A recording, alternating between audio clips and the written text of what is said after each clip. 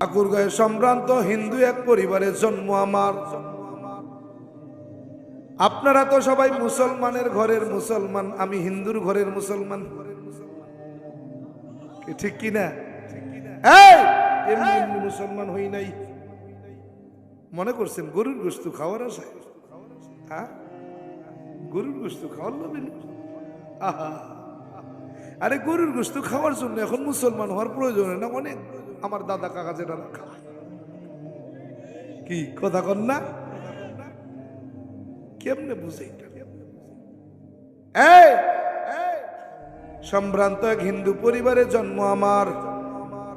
12 মাসে 13 পূজা, 33 কোটি দেবদেবী, তুলসীর গাছের তলায় 64 কোটি ভগবান।